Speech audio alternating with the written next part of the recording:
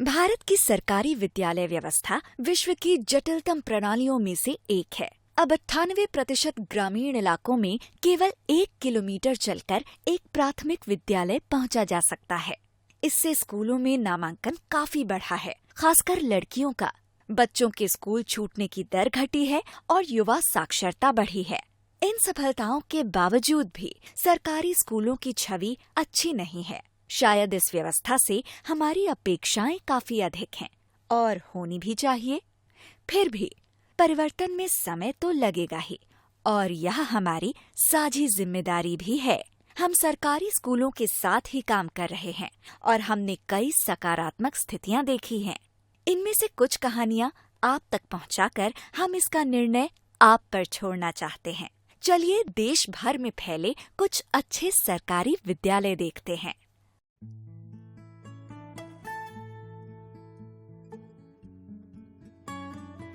रेखा ma'am की माँ भी एक टीचर थी और उनको अपने काम के लिए दूर जाना पड़ता था। यह रेखा मैम के लिए अच्छा अनुभव नहीं था, इसलिए वह टीचर नहीं बनना चाहती थी, पर परिस्थितिवश उन्हें टीचर ही बनना पड़ा। लेकिन जब मैं स्कूल पहुंची मैं, और मैंने अपने काम का, चाहे वो कुछ भी था थोड़ा बहुत, उसका जब प्रभाव देखा ना बच्चों पे, कि एक टीचर के तौर पे कैसे आप पूरी दुनिया को बदल सकते हो। पूरी दुनिया का मतलब ये नहीं कि आप भौगोलिक तौर पे देख रहे हो कि इतना बड़ा क्षेत्र, इतना बड़ा नहीं, पर अगर ये स्कूल छोटी सी दुनिया है ना, तो आप इस दुनिया को बदलने की क्षमता रखते हो। मुझे एक बात मुझे स्कूल को लेके लगती है कि स्कूल एक उम्मीद भरी जगह है। अगर हम स्कूल की बात कर रहे हैं तो हम कुछ ठीक करने की बात कर रहे हैं, दुनिया में कुछ बदलने की बात कर रहे हैं, और अगर वो सब स्कूल में नहीं हो रहा है तो स्कूल के कोई मायने नहीं है। यहाँ स्कूल यह प्रयास कर रहा है कि बच्चे खुद से पढ़ने के लिए प्रेरित हों। रेखा मैम कहती हैं कि जब वह पढ़ाती हैं तब बच्चे काम शुरू करने से झिझकते हैं, इसलिए उन्हें काम करने के लिए एक माहौल बनाना पड़ता है। अगर कोई बच्चा काम करने के लिए तैयार नहीं है तो आप कुछ भी करके उसे सिखा नहीं सकते। और अगर कोई बच्चा खुश है, अगर कोई बच्चा काम सीखना चाहता है, अगर आपने उसे बोल दिया कि अरे आज ये सीखना है, तो वो जरूर सीखता है बच्चा काम।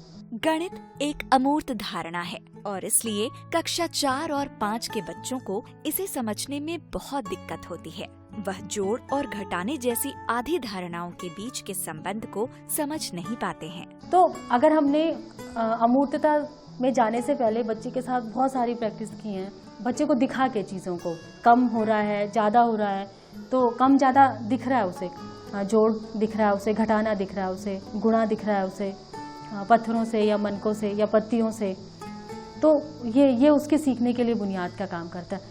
रेखा मैम प्रयास करती हैं कि बच्चों के पाठ्यक्रम में उनके आसपास और समुदाय से चीजें शामिल हों, क्योंकि बच्चों को इन सब के बारे में पहले से बहुत ज्ञान होता है। यह इसलिए किया जाता है ताकि उनके पढ़ने का अनुभव आसान हो जाए और उनके जीवन से संबंधित हो। और रेखा मैम कहती हैं कि बच्चों को ऐसा लगना चाहिए कि स्कूल उनकी दुनिया का हिस्सा है। एनसीईआरटी में भी यही कहा गया है कि आप बच्चों को समुदाय से जोड़ें, समुदाय से बच्चा सीखे, अपने खुद के ज्ञान से नए ज्ञान का निर्माण करे।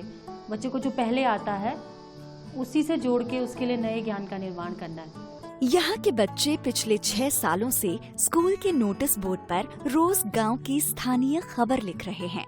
यह इस उद्देश्य से किया जा रहा है कि सारे बच्चे आसपास की चीजों के बारे में अवगत रहें, और जब कोई अनोखी खबर होती है तब उस पे क्लास में चर्चा की जाती है, क्योंकि इस तरह की बातें उनके घरों में नहीं होती होंगी।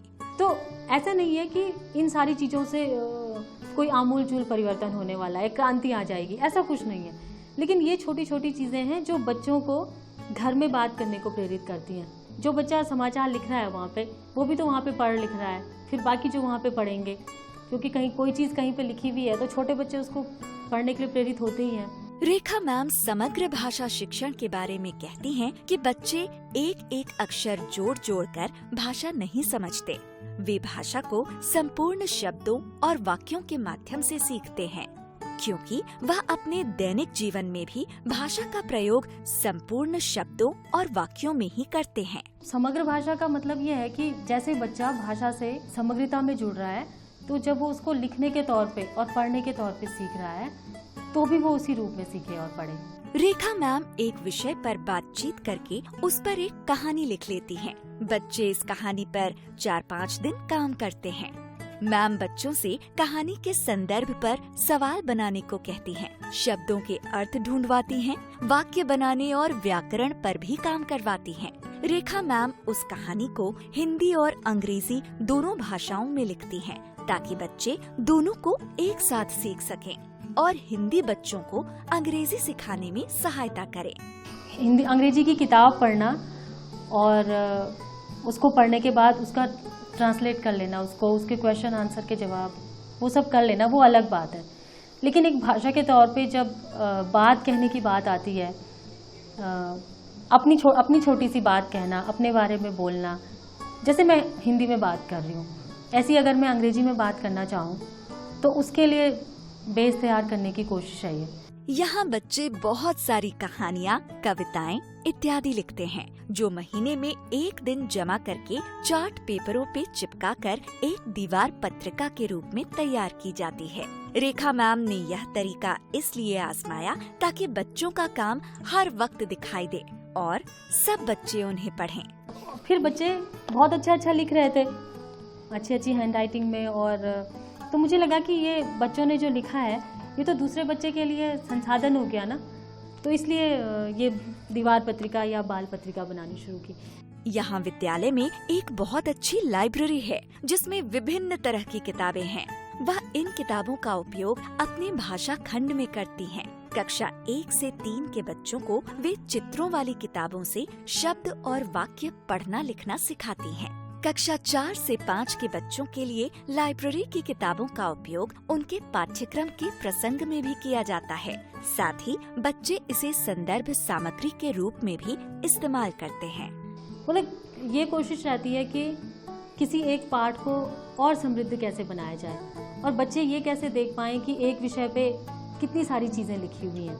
तो फिर उसके बाद बच्चे खुद की कविता या कहानी लिखने की कोशिश करते हैं। मेरे को दिमाग में अगर कोई चीज़ नहीं हुई है, नहीं सीखा है बच्चों ने, या मेरे से कोई गलती हो गई है, तो मेरे को नींद नहीं आती, मेरा सर दर्द हो जाएगा फिर। तो मुझे लगता है कि भले ही मैं कम चीज़ें सिखाऊं बच्चों को, न सब कुछ ना सिखा पाऊँ, क्योंकि सब कुछ तो नहीं सिखा सकती हूँ मैं बच्चों को, लेकिन जितना भी मैं सिखाऊँ वो बच्चे को आना चाहिए। मुझे नहीं लगता ये परीक्षा पे मेरा कोई विश्वास नहीं है कि परीक्षा है और फिर बच्चा पास हो रहा है और फिर बच्चा फेल हो रहा है, ऐसा नहीं है। आप ऐसे कैसे हम निर्धारित कर देंगे कि 1 घंटे की परीक्षा में, 2-3 घंटे की परीक्षा में बच्चा पास हो गया और पूरे साल भर में फेल हो गया है। स्कूल को बनाने की अवधारणा के बारे में रेखा मैम का यह कहना है। तो शायद एक ऐसी जगह हो जहाँ पे बच्चे मिलजुल के कुछ सीख रहे हैं, जहाँ पे बच्चे एक साथ खेल रहे हैं, एक साथ रह रहे हैं, उठ बैठ रहे हैं। ये सारी चीज़ें सिखाने के लिए या इन सारी चीज़ों की आदतों में लाने के लिए शायद ये सोचा गया होगा कि स्कूल बने, स्कूल जैसी कोई चीज़ हो।